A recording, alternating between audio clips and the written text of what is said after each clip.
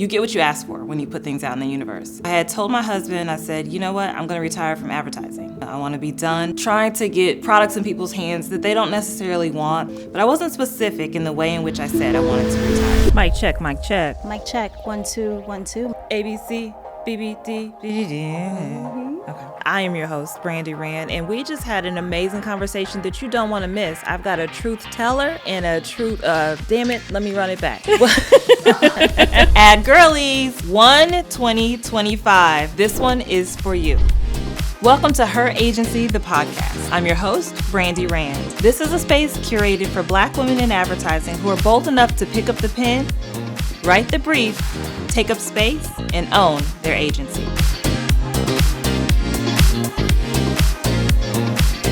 And I don't know if I'm gonna get in trouble for saying this or not. I'm familiar with the anti-social social club. Yes. In order to be social, I need to find the spaces that are meant for me. We have these shirts that say anti-DEI, DEI club. And it's not that I'm anti-DEI, it's that I'm anti the idea that we have to have DEI. At the end of the day, it's just how we create environments for people to thrive. What we're talking about is people really changing the narrative of something that was really meant to help people, marginalized communities, people of color, all of the injustices that were going on and they're still going on in the areas of police brutality. That's weaponizing words against something that was meant to be something that was very impactful. It usually takes about 6 months to let that ether wear off of oh, this is my dream job, that we don't see where the red flags are very early on. When they realized they could be neither white nor male, they decided to be something else altogether. And I think about that quote now. It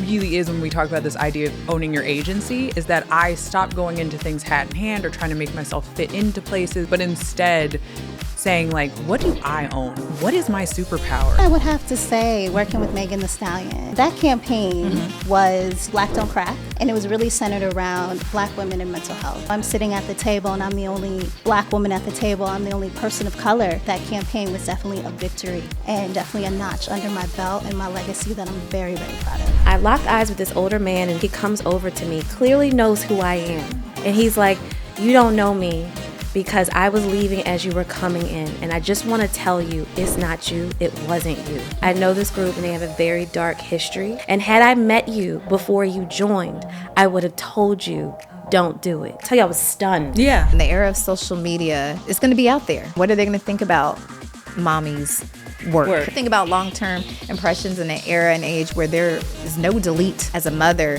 I think clients benefit as well, because I want to make sure I'm doing really strong and incredible work to make them proud as well. If you want to get something done, ask a mommy. We will find a way and we'll do it in record-breaking time, because there's only finite windows that we have to get it done. Be most efficient. Fulfilling my purpose of providing this space comes from a place of angst and rejection and marginalization, opportunities where I just didn't have somebody to go. I've been that girl, and that's what this platform and collective is for. So I invite you to pull up, your girlfriends to pull up, and let's take charge of our agency.